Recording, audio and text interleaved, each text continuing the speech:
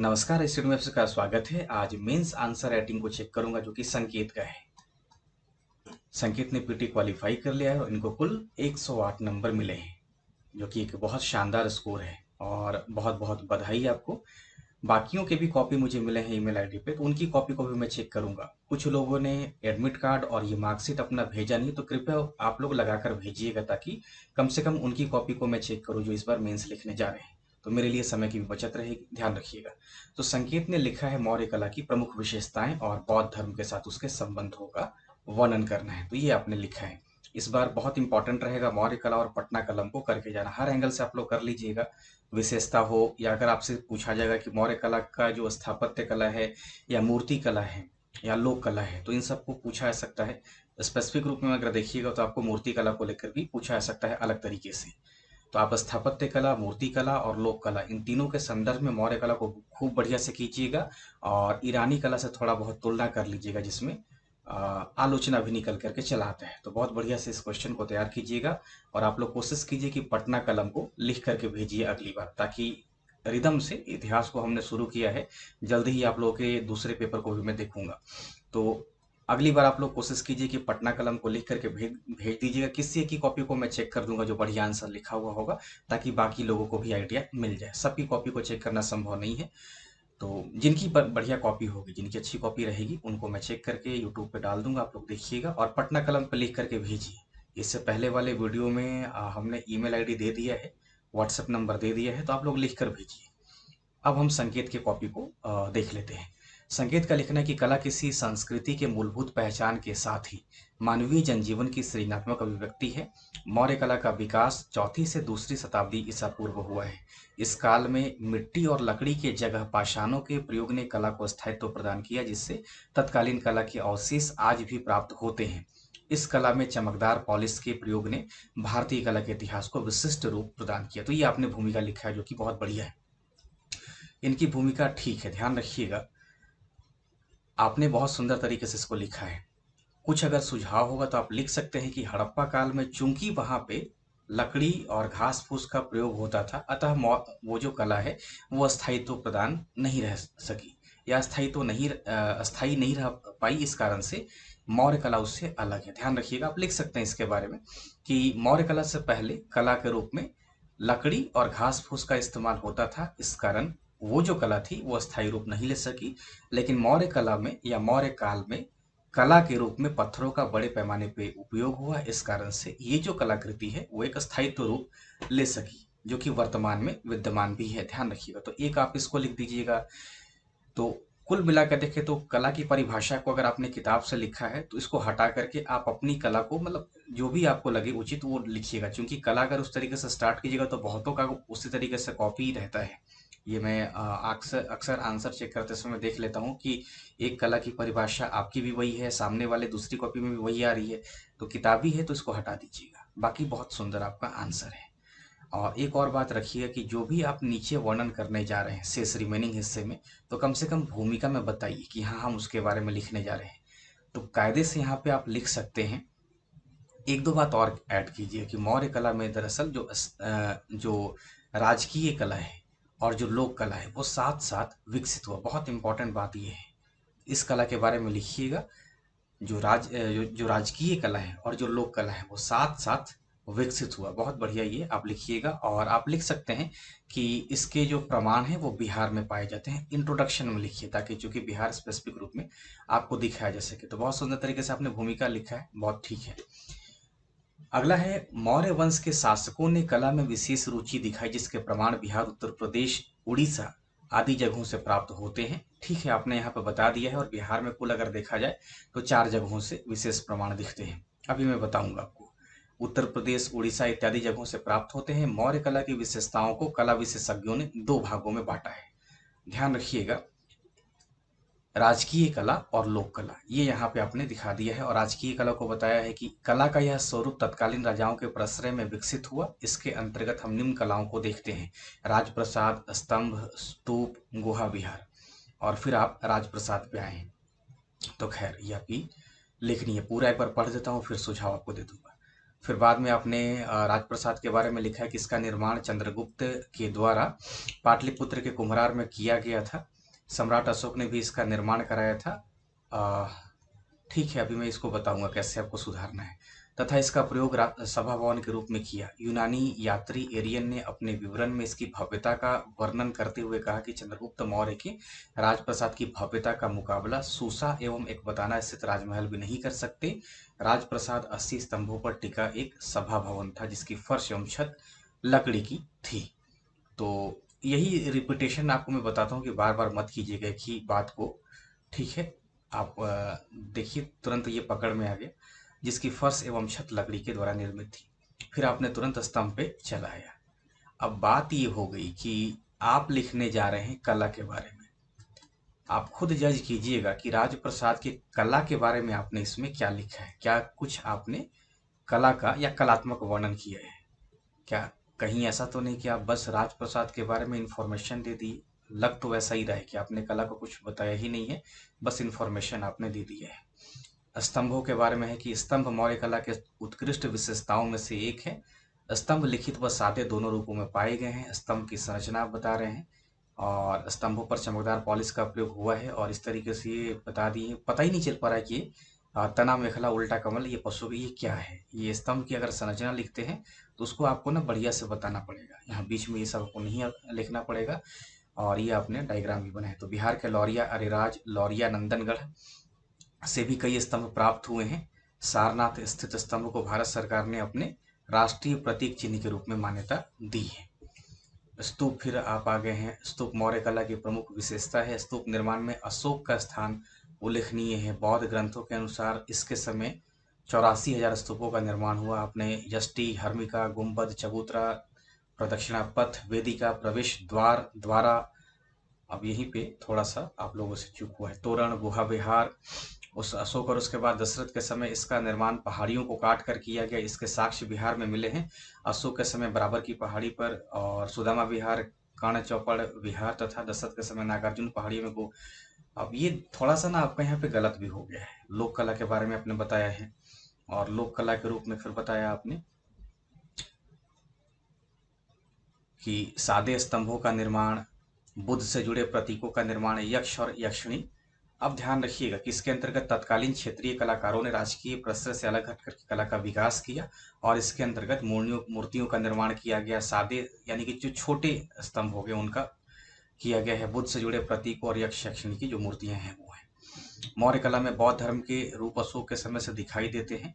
कलिंग युद्ध के बाद अशोक ने धर्म के प्रति अपनी सहमति व्यक्त की और उसके प्रचार के लिए कलाओं का उपयोग किया, जिसे हम निम्न रूपों में देख सकते हैं। मठ, स्तूप और विहारों में, स्तंभों के निर्माण में, गुफाओं में।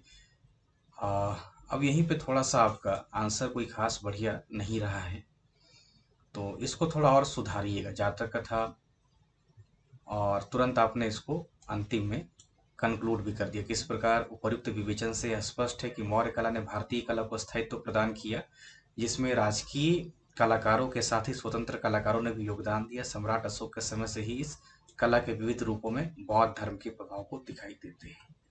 अब ये आपका रहा। और गुफा में आपने इतना लिखा कि इसका निर्माण बौद्ध भिक्षुओं के आश्रय स्थल के रूप में किया गया। तो कुल मिला के आपका जो आंसर है वो कला के फ्लेवर को, टच को नहीं देता है। अगर आप देखें तो एक तरीके से मौर्य कला के आप सूचनाओं को दे रहे हैं कि देखिए वहाँ पे राजप्रसाद है, वहाँ पे स्तंभ है, स्तूप है, वेदिका है, मूर्तियां हैं, लेकिन उसमें कहीं भी कला की क्या विशेषता है वो दर्शन नहीं हो पाता है। तो ये आपको सुधारना है, इसको ठीक से लिखिएगा तो इम्पोर्टेंट रहेगा आपके लिए। इसको और सही करके आप भेजिएगा और साथ ही साथ अन्य विशेषताओं को भी याद रखिएगा। कला का फ्लेवर कैसे देना है वो थोड़ा आपको मैं हिंट कर देता हूँ, ध्यान रखिए। जैसे आपने ये लिखा है राजकीय कला के बारे में कि कला का यह स्वरूप तत्कालीन राजाओं के प्रश्रय में विकसित हुआ। इसके अंतर्गत हम निम्न कलाओं को देख सकते हैं। और आज प्रसाद में आप लिखे हैं कि इसका निर्माण चंद्रगुप्त के द्वारा पाटलिपुत्र के कुम्हरार में किया गया था और अशोक ने भी। तो अशोक ने इसका निर्माण नहीं किया, इसका विस्तार किया था, ध्यान रखिएगा। तो इसकी एक बहुत बड़ी विशेषता ये है कि लगभग 80 स्तंभों वाला ये एक सभा भवन का अवशेष मिला है हम लोगों को, ध्यान रखिएगा। कलात्मक विशेषता के रूप में ध्यान रखिए कि इसके इसमें जो लकड़ी का व्यापक प्रयोग किया गया है, तो ये सभा भवन दरअसल ध्यान रखिएगा कि जो इसका फर्श है और जो इसका छत है वो लकड़ी है, तो लकड़ी को भी बहुत बढ़िया से इसको लिखिएगा। और जब अशोक आता है तो इसमें पत्थरों का व्यापक तरीके से प्रयोग करना शुरू कर देता है। तो ये जो पत्थर का उपयोग करता है, तो पाषाणों का प्रयोग करता है, तो उसके ऊपर जो चमकीली पॉलिश है और जो हर पत्थर पे कुछ चित्र बने हैं, वो इसकी कलात्मकता को शो करता है। तो ध्यान रखिएगा, खूब बढ़िया से इसकी कला को बताइए। तो मान लीजिए कि अगर एक कला के रूप में हम राजप्रसाद को देखने कुम्हरार जाते हैं, तो उसकी कला नजर आएगी कि देखिए लकड़ी का बना हुआ है और इसमें जो पत्थरों का इस्तेमाल किया गया अशोक के समय, तो वो एक कलात्मक तरीके से किया गया है।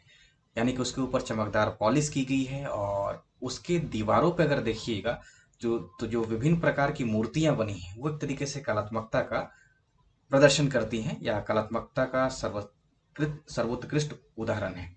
तो ये आप चाहे तो लिख सकते हैं, बहुत बढ़िया से लिखिएगा, क्योंकि ये सब शैली और कहीं दिखाई नहीं देती, तो एक तरीके से ही हो जाएगा। स्तंभ को ध्यान रखिएगा कि स्तंभ मौर्य कला की उत्कृष्ट विशेषताओं में से एक है। लिखित और सादे दोनों रूपों में पाए गए हैं। तो लिखित वाला मतलब ठीक है, जिसके ऊपर धम उकेरा गया है, और जो सादा है वो भी पाया गया है।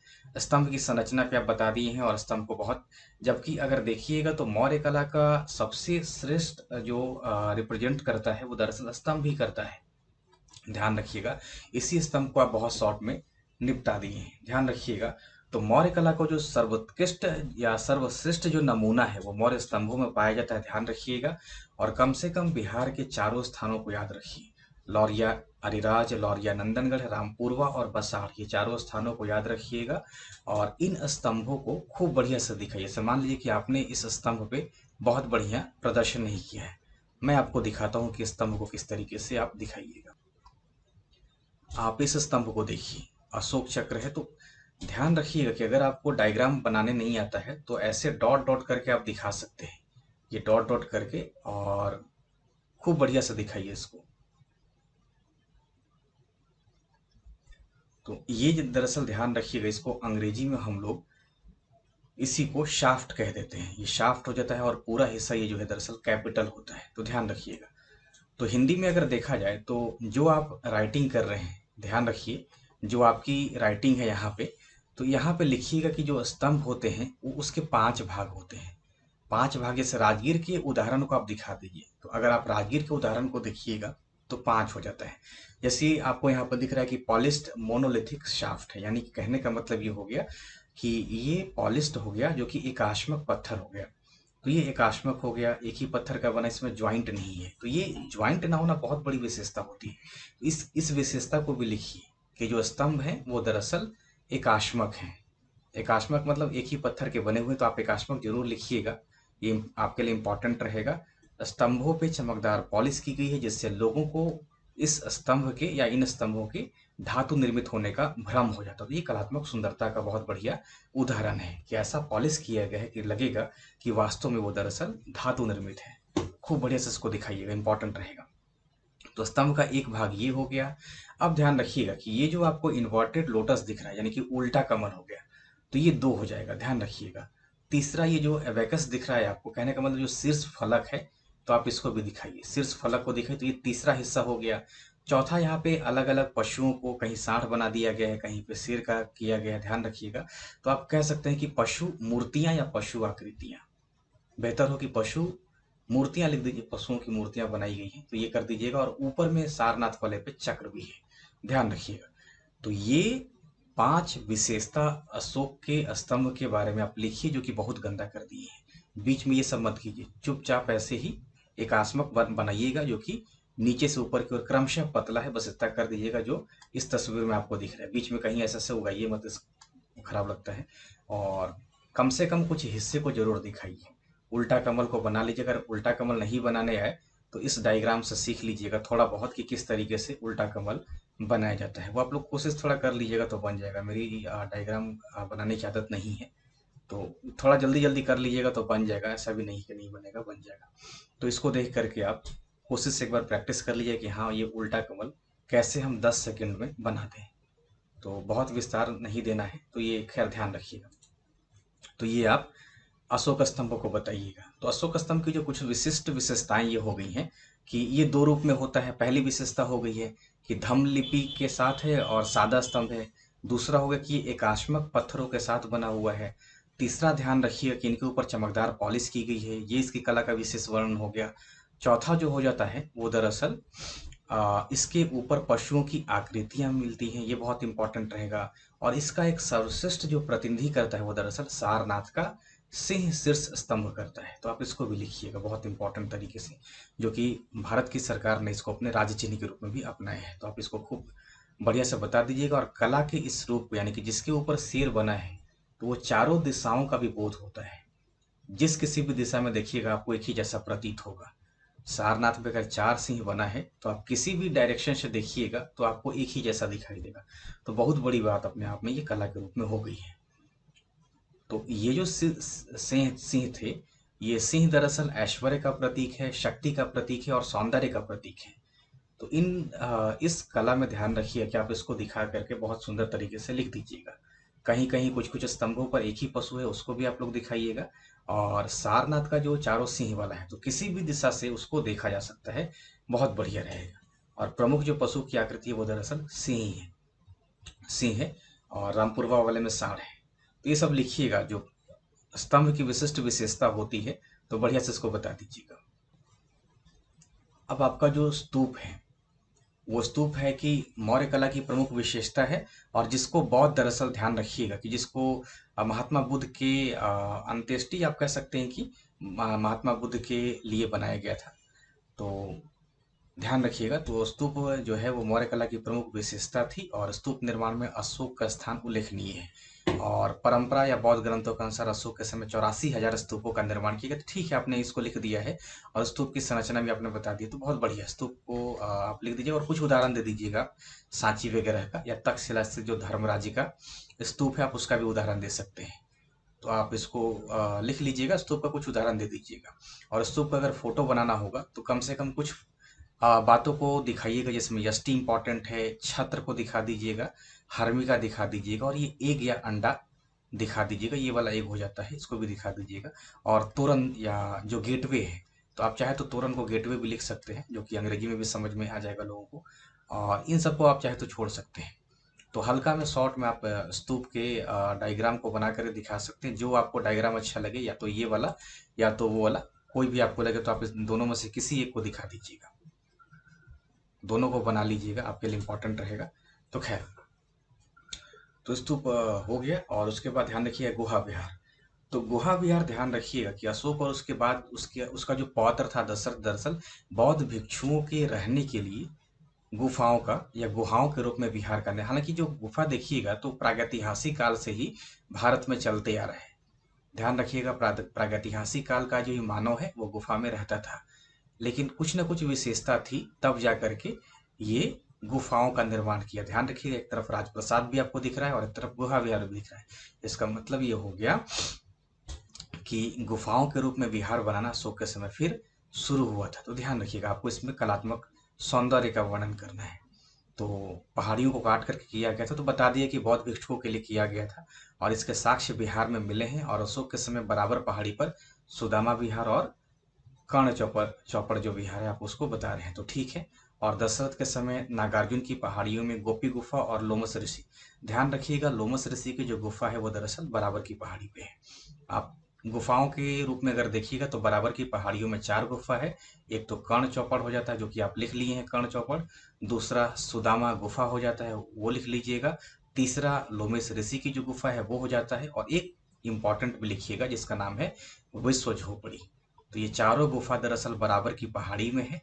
और जो नागार्जुन की पहाड़ी में है वो दरअसल राजगीर से कुछ किलोमीटर दूर पे है। तो नागार्जुन की पहाड़ी में गोपिका गुफा हो जाता है। एक बहीजक है, आप चाहे तो बहीजक को लिख भी सकते हैं, छोड़ भी सकते हैं।